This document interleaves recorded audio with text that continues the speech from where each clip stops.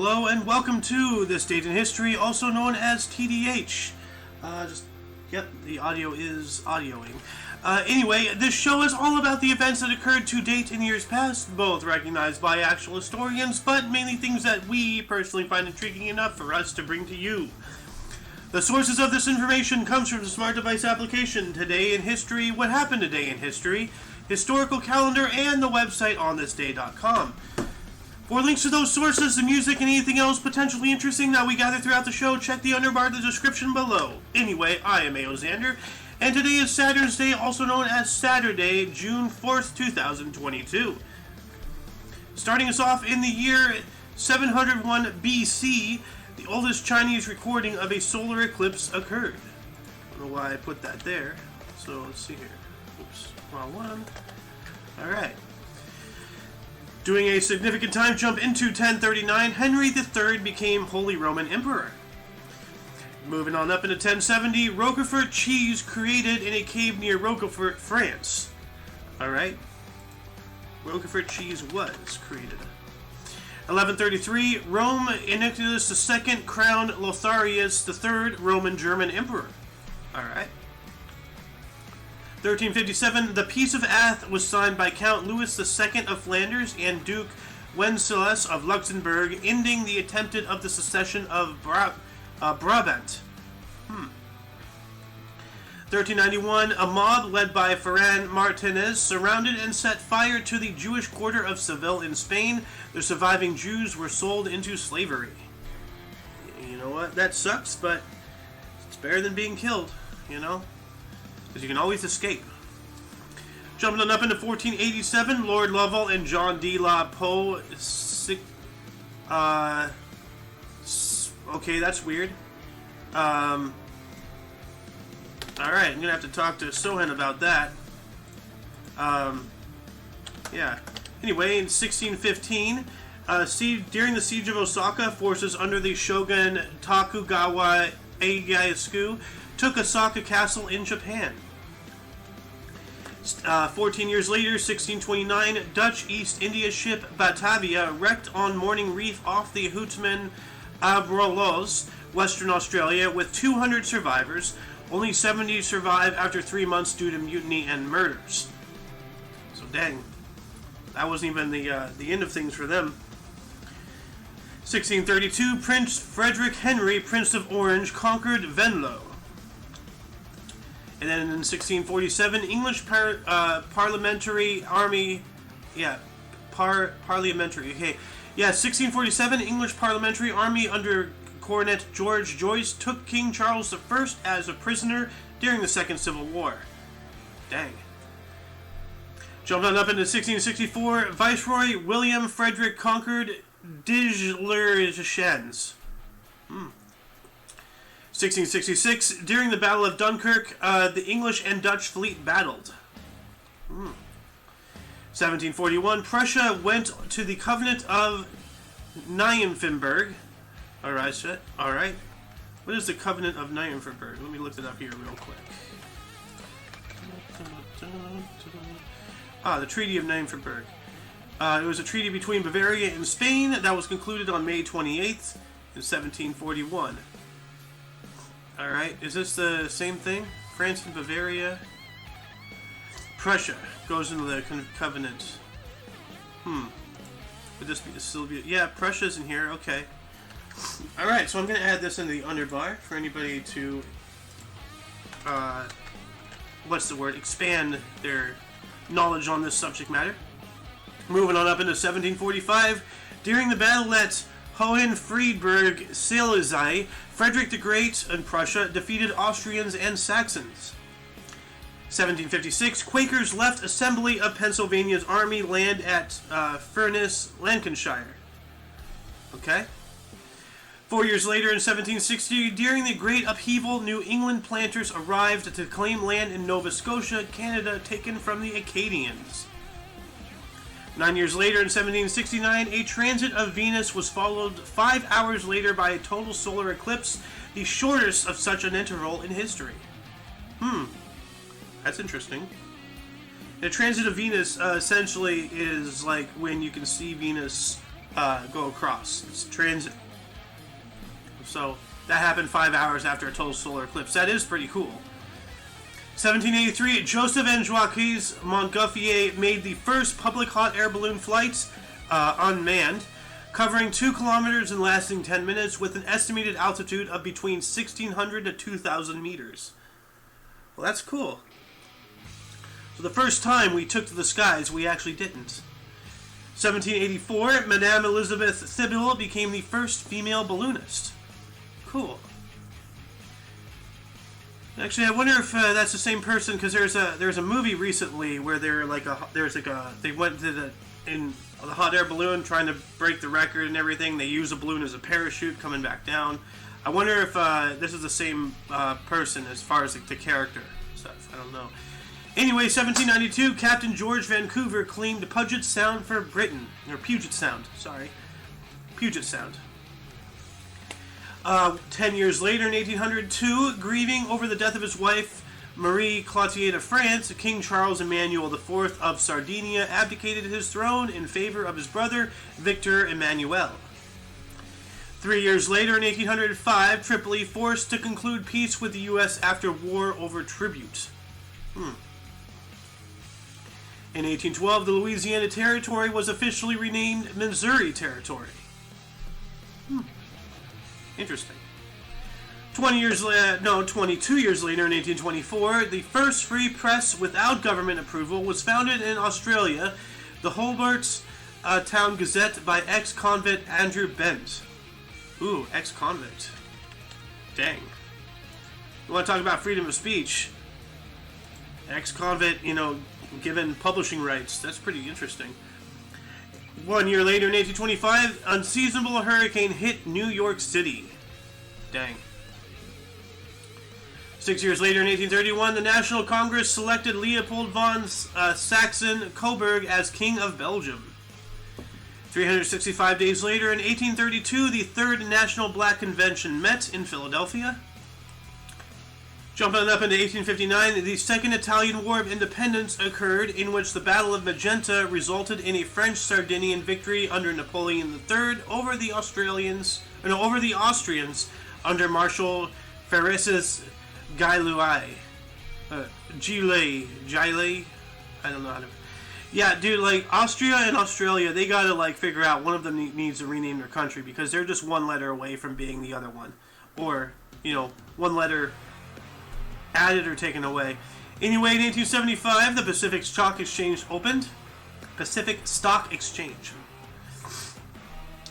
1 year later, in 1876, an express train called the Transcontinental Express arrived in San Francisco, California via the first Transcontinental Railroad, only 83 hours and 39 minutes after having left New York City. Dang. Man, could you believe it used to take months to, travel from one side of the nation to another?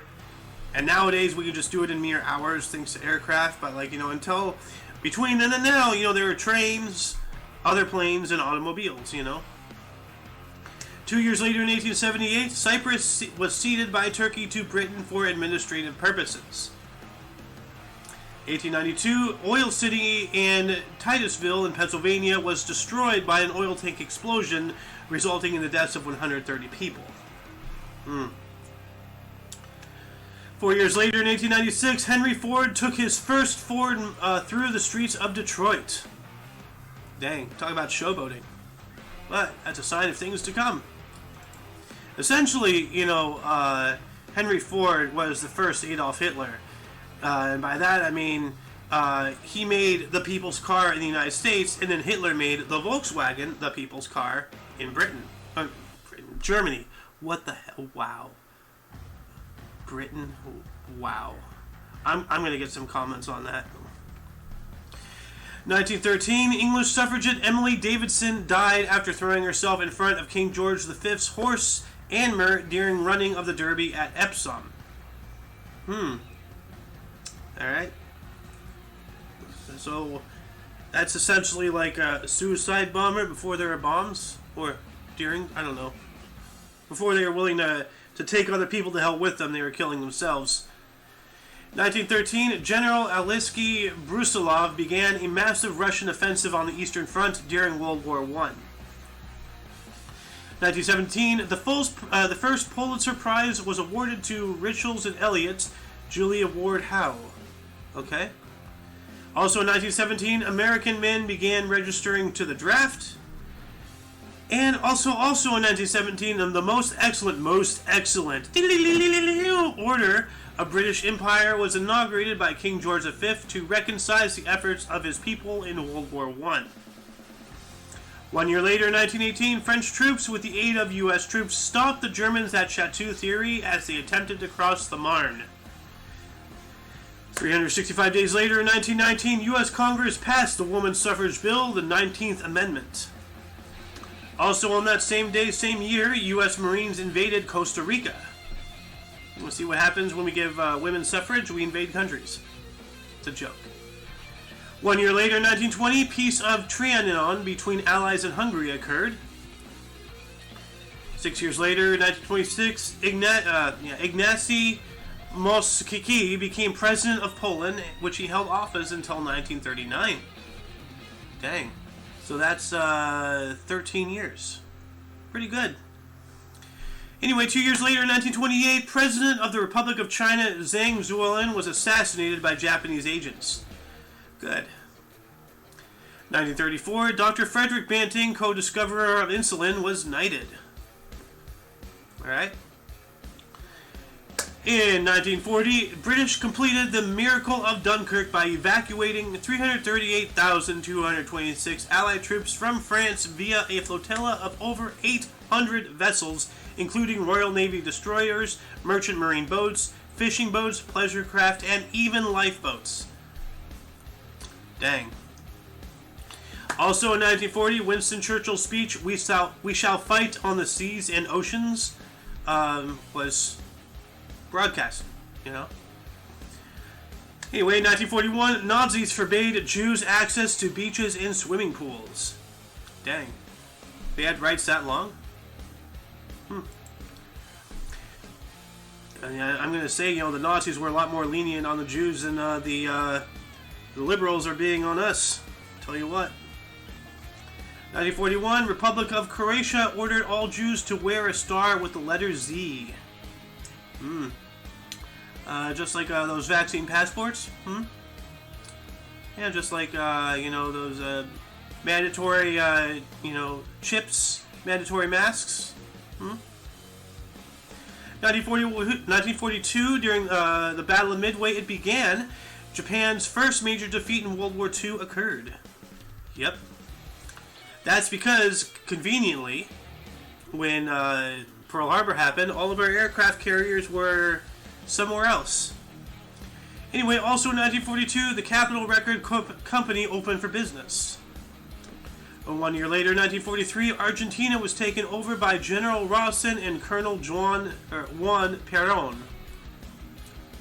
365 days later, in 1944, the Fifth Army entered and liberated Rome from Mussolini's fascist armies. We have two more 1944s here.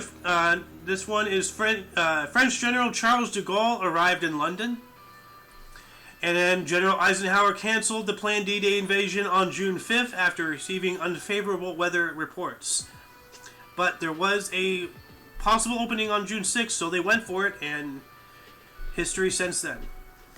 1945, the 6th U.S. Marine Division occupied Oroke Peninsula, Okinawa.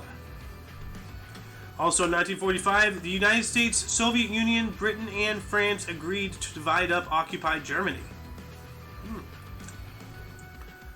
1 year later, in 1946, the largest solar prominence was observed at 300,000 miles or 500,000 kilometers.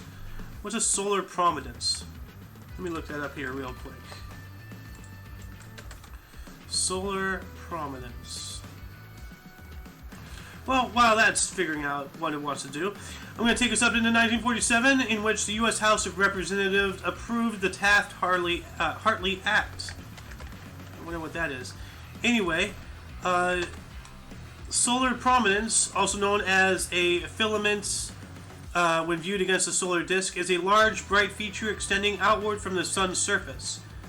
prominences are anchored to the sun's surface in the photosphere and extend outwards into the sun's hot outer atmosphere called the corona, or the corona. Alright, I'm going to add this wiki into the underbar. Un momento. Alright, added. And what is this Taft-Hartley Act? The Labor Management Relations Act of 1947, better known as the Taft-Hartley Act, is a United States federal law that restricts the activities and power of labor unions. It was enacted by the 80th United States Congress over the veto of President Harry S. Truman, becoming law on June 23rd in 1947. Okay. For further reading on that subject, please refer to the description, underbar, whatever it is you want to call it. Moving on up into 1956, the secret speech by Soviet leader Nikita Khrushchev criticizing Joseph Stalin was made public. 1 year later, in 1957, the first commercial coal pipeline was placed in operation. First commercial pipe that was placed was started, I guess. Weird wording. 1961, U.S. President John F. Kennedy and Soviet leader Nikita Khrushchev met at the Vienna Summit in Austria. 8 years later, in 1969, 22-year-old man snuck into a wheel pod of a jet parked in Havana and survived a 9-hour flight to Spain despite thin oxygen levels at 29,000 feet. I would not recommend, taking a plane like that. Because they fly higher than that, and actually somebody tried to do that. They got crushed. Somebody else tried to smuggle themselves in the non-pressurized cargo container, and they suffocated. So. Anyway, 1970, Tonga, which was formerly the Friendly Islands, declared independence from the United Kingdom. Good. 3 years later, a patent for the ATM was granted to Don Wetzel, Tom Barnes, and George Chaston. So thank those three for the automated teller machine. Whenever you say ATM machine, you're saying automated teller machine.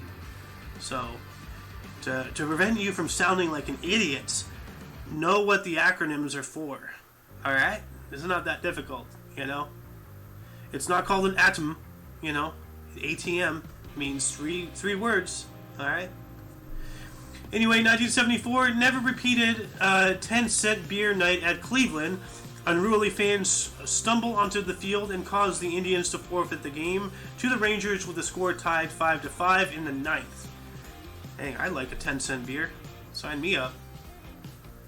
Also in 1974, Saudi Arabia announced that it would increase its participation in Aramco to 60%. 1 year later, in 1975, the oldest animal fossils in the U.S. were discovered in North Carolina. 4 years later, in 1979, Joe Clark was sworn in as the youngest Prime Minister in Canadian history. Nice. How old was he? Joe Clark. Let's see here. Joe Clark. How old was Joe Clark when he became Prime Minister? 39. Okay, not bad. So I still have 4 years. 1989, Beijing policemen shot and wounded Chinese Premier Li Ping. Well. Oh well. Also in 1989, oh wow, we have a lot of 89s here. Alright, so for the next 1, 2, 3, 4, we have, these are all in 89. Eastern Europe's first partially free elections in 40 years were held in Poland. Solidarity Party came to power. Also, a gas exploded near 2 passenger trains in the USSR, killing hundreds. Dang. I hate it when you do this 100s. No, killing hundreds. Also in 1989, the largest parade in Bronx history honored the 350th anniversary of what? The Bronx? I don't know. And then also 1989, the Tiananmen Square massacre. Chinese troops cleared the square of student protesters. Unofficial figures placed death toll near 1,000. Dang. And we still work with them. Huh? Since 1989? We think we're so good. We think we're anti-slavery. No, we're not. No, we're not. Anybody out there who has an iPhone, who has a pair of Nikes, who has pretty much anything, is a supporter of slavery. That's just how it is. If you really don't support slavery, stop buying from China. It's not that hard. 1990, Greyhound Bus filed bankruptcy. Well, that didn't last long because they're still around. Also in 1999, Dr. Jack Kevorkian assisted an Oregon woman to commit suicide, beginning a national debate over the right to die. What, people don't have the right to die now? What the hell? You know, what kind of sick, twisted society do we live in? Like, you know, oh no, you have to suffer like the rest of us. Oh, hell no. Anyway, moving on up into 1991, the first post-World War II non-communist government in Albania occurred. Also in 1991, Pope John Paul II compared abortion with Nazi murders. Well, you know, with how things are today, you know, how all these liberals just love getting abortions, they're addicted to it, much like Cartman was in South Park. Maybe it's the same thing. In 1991, Robert S. Strauss became U.S. ambassador to the Soviet Union.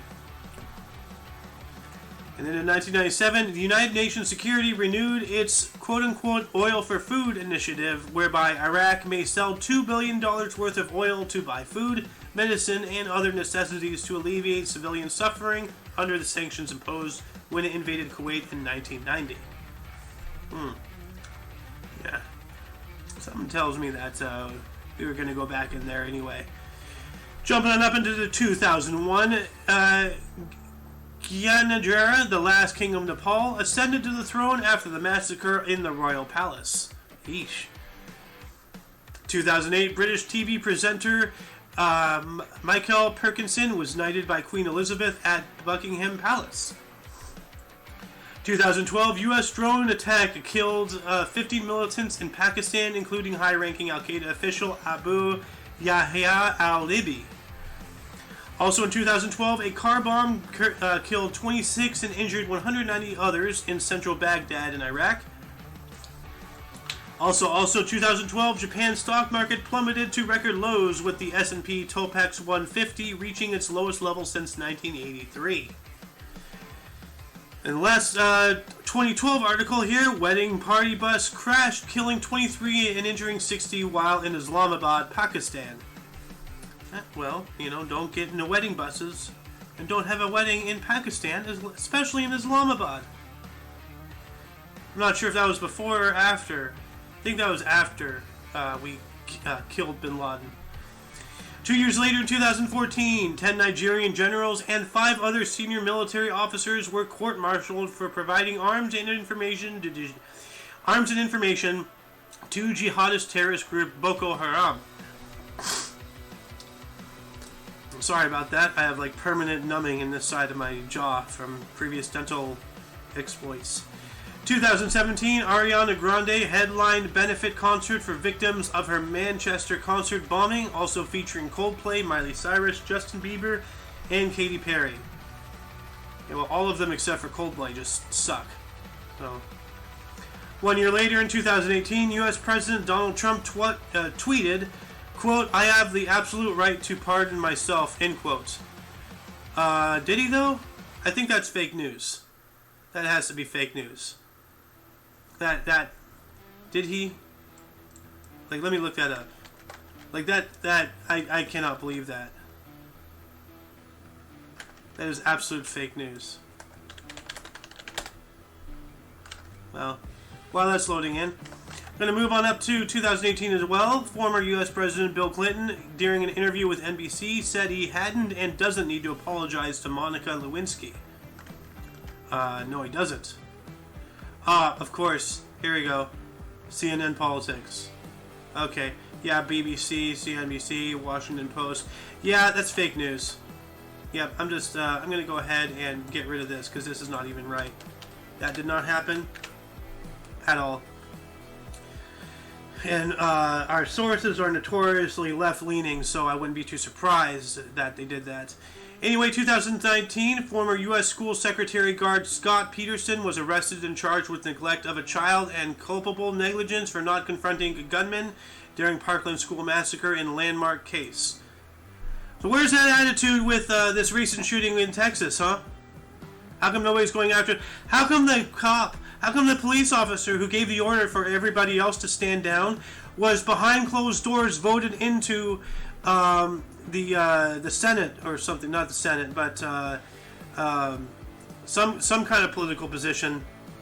Like what was it? Let me look this up here real quick. I posted it in my Discord. Was it the news? Yeah. Wait, no, that's something else. Well, I can't find it. But yeah, no, they actually, hold on. Was it a video? Whatever. He was voted into something behind closed doors. Anyway, 2019 as well. Over 100,000 people marked the 30th anniversary of Beijing's Tiananmen Square massacre in Hong Kong and around the world. Also in 2019, the movement in Japan to end compulsory wearing of high heels in workplaces trend with the hashtag #Coup2. And also in 2019, the deforestation of the Amazon forest in Brazil was the fastest for decades, as 740 square kilometers were cleared in 30 days, according to Brazilian Space Research Institute. Guys, that's our lungs. All right, money is worthless if we can't breathe. Or I guess you're just gonna, charge for air now. We're gonna turn into Mars from Total Recall, except we're gonna be on Earth. God, society is just sprinting towards self-destruction. Moving on to 2020, thousands ignore a recent ban and mark the anniversary of Tiananmen Square massacre in Hong Kong. Good. Yeah, that was during the pandemic when everything was locked down. And the next couple here are going to be in 2020. The United Nations report criticizing human rights violations in the Philippines, including the deaths of 8,000 during its war on drugs, a day after county's House of Representatives passed a new anti-terrorism law. Also in 2020, memorial for George Floyd, led by Reverend Al Sharpton, killed in... no, he was not killed in police custody. He died. Died while... this leftist shit is just getting out of hand. Like, we get it. You're trying to push a narrative, but stop trying to change things. Stop literally lying to push your narrative. I'm not even going to read the rest of that. It's pissing me off.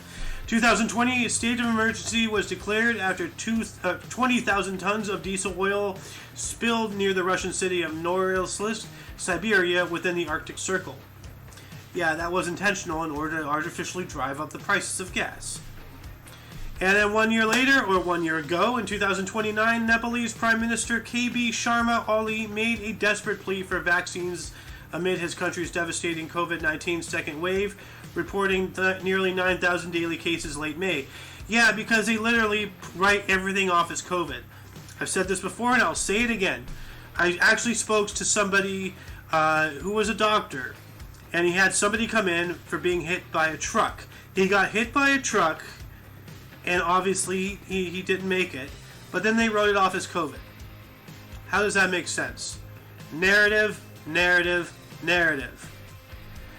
Anyway, moving on up into bursts, starting us off in 1394, Philippa of England was born on this date. She was a queen of Denmark, Norway, and Sweden, dying in 1430. Why is that? 1704, Benjamin Huntsman was an English inventor and businessman, dying in 1776. But what was his inventions? Let's see here. Inventor and manufacturer of cast or crucible steel. Alright. That's interesting. I'll add that to the underbar right now. Let's see here. Add. Alright. Moving on up into 1744. Patrick Ferguson was a Scottish soldier who designed the Ferguson rifle, dying in 1780. Let's see here. What does the Ferguson rifle look like? Ferguson rifle. Is it the Ferguson rifle? Yeah, Ferguson rifle. There we go. Images. Okay. Interesting. So it's like it popped open to allow you to load and something. Why can't I find the right one? 1801, James Penthorne was an English architect who designed Victoria Park. Let's take a look at Victoria Park here. Yep, looks like a park. Interesting. And now it's all modernized with all this garbage. Doesn't even... What is all this crap, you know? Jeez. 1910, Christopher Cockerell was an English inventor who invented the... an English engineer who invented the hovercraft, dying in 1999. 1915, Modibo Keita was a Malian educator and politician who was the first president of Mali. Nice. 1926, Robert Earl Hughes was born on this date. He was a U.S. citizen who was the heaviest human being recorded in the history of the world during his lifetime, dying in 1958. Let's take a look at this guy. Robert Earl Hughes. Yep. Dang. That's a big guy. What was his weight, though? 1,071 pounds. And he can still stand up under his own power. I mean, he had a cane, but still, he wasn't bedridden. Most of these fucking wastes of space, they needed forklifts to get around people. Beauty means curves. No, it doesn't, Calvin Klein. No, it doesn't. Anyway, 1915. No, we've done that. 1926. Judith Malina was a German U.S. actress and director who co-founded the Living Theater, dying in 2015. 1928. Ruth Messheimer is a German U.S. sex therapist, talk show host, professor, author, and Holocaust survivor. Welcome to the show, Mr. Sohan. You're only about a half hour late. We are already in bursts. I am up to 1932. Why don't you finish up bursts for us here? Your microphone is still muted, so I guess you're still AFK. Alright, so let's see here. 1932, we have John Drew Barrymore, was a U.S. actor, dying in 2004, and that makes me wonder, like, did Drew Barrymore coattail off of his fame, his name, and take it over herself? I don't know. Then 4 years later, 1936, we have Vince Camuto, who was born on this date. He was a U.S. fashion designer and businessman who co-founded Nine West, dying in 2015. 1937, Mortimer Zuckerman is a Canadian U.S. businessman and publisher who founded Boston Properties. 1953, Susumu Ojima is a Japanese businessman who founded Hoosier, whatever that is. 1960, Bradley Walsh is an English television presenter, comedian, singer, and former footballer. Oh, there you are. You there? Yeah. Alright. We are in bursts. I am in 1962. Why don't you finish up bursts for us? Let me scroll all the way down. 1962, Krzysztof Polosewicz, Polish race car driver. 1968, Roger Lynn, U.S. actor, director, producer, and screenwriter.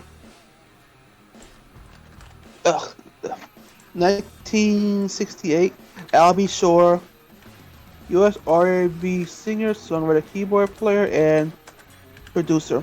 His actual name is Albert Joseph Brown III. Fancy. Okay. Also, 1972, Robert Hubble, U.S. comedian, actor, producer, and screenwriter. 1975, Russel Brand, English comedian, actor. And he has a good YouTube channel. Go subscribe to him. Actually, I'll hunt down his YouTube channel for y'all. Post it in my underbar. 1975, Angelina Jolie, U.S. actress, filmmaker, humanitarian, and activist. Daughter of... I forgot who she's the daughter of. Maybe her mom? No, of an actor. Angelina Jolie, right? Yeah, he's... Let me look that up. He's a well-known actor. Marceline Bertrand and John Voight. Yeah, John Voight. Ah. Who's John Voight? A well-known actor. Oh, that guy. He was in Anaconda. Okay. Interesting. Also, 1977, Roman Miro Shevchenko, Iranian guitarist and composer. I think it was 1981. A Uranian? Yeah. Isn't uranium? Is Ukrainian? Is Ukraine a country? Or is that like uranium? Ukrainian. Yeah. Country. Yeah, no, I'm just trying to think. Like, is there a country called Ukraine? I know there's Ukraine, but you said Uranian, and it sounded so right. So I'm like, wait, is that? I'm sorry. Ukrainian. Oh, okay. 1981.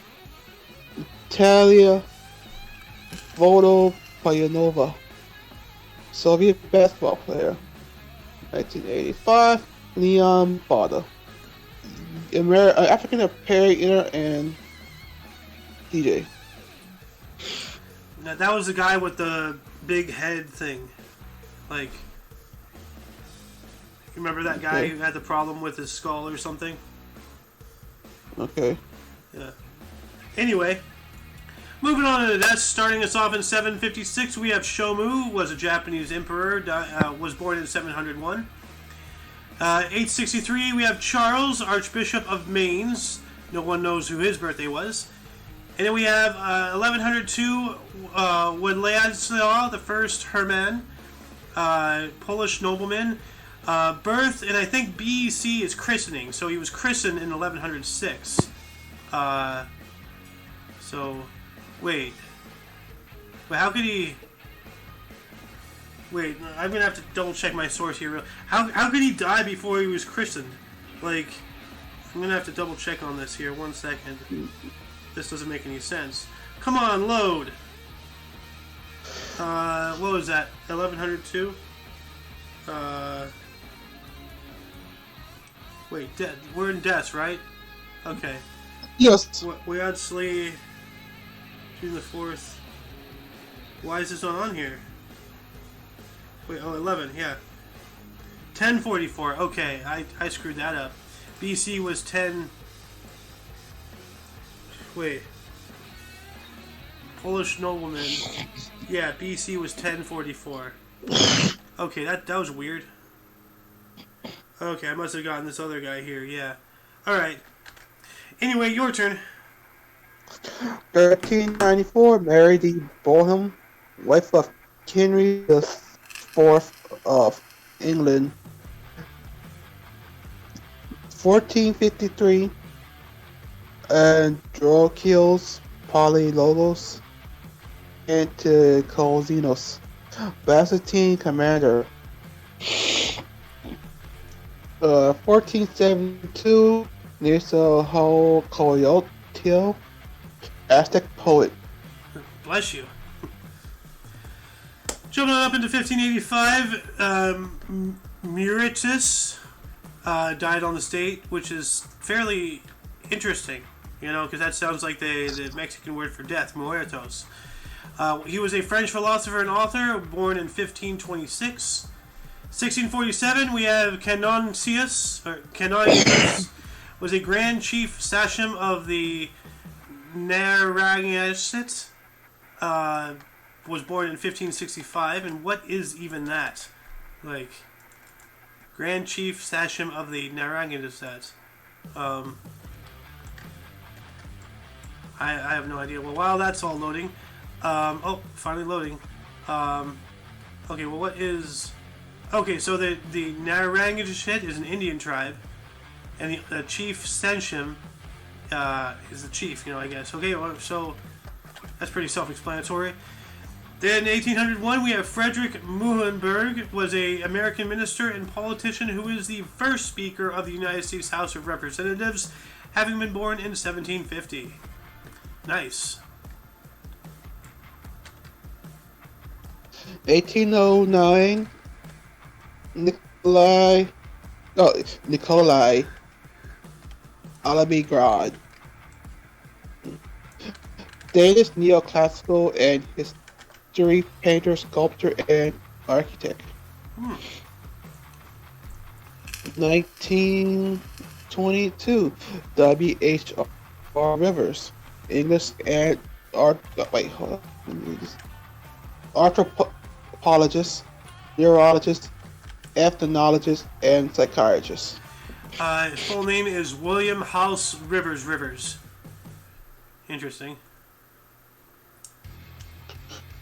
1989, Dick Brown, U.S. cartoonist. 1992, Carl Stoltz died on this date. He was a U.S. businessman who founded Little League Baseball, born in 1910. Because, of course, parents didn't have enough things to put bets on. Now they start betting on their kids. So, 1997, Ronnie Lane was an English singer, songwriter, guitarist, and producer. Was born in 1946. And last but not least, we have Peter Bevan, died on this date in 2012. He was a New Zealand architect who designed the Lyttelton Road Tunnel Administration Building. He was born in 1925. And let's take a look at what this building looks like. That's an interesting building. Actually, that's a very interesting. I'd like to work there. Pretty cool. All sorts of angles and fun little things. Anyway, that concludes the show. Once again, you can check the underbar of the description for any links that you may be interested in, which also includes Shohin TV on Twitch. And everything Omni Coalition. For your dose of past events daily, we stream every day at 10 a.m. Pacific time. Yeah. 12 Central. 12 to 1 Central. Yep. For all of you and all of us, I am A.O. Xander. And that was Sohen. And you are you. And until you see us tomorrow, don't forget to look right and left at every intersection, rate 5 thumbs, and subscribe. Until then, toodles. Let's go, Brandon.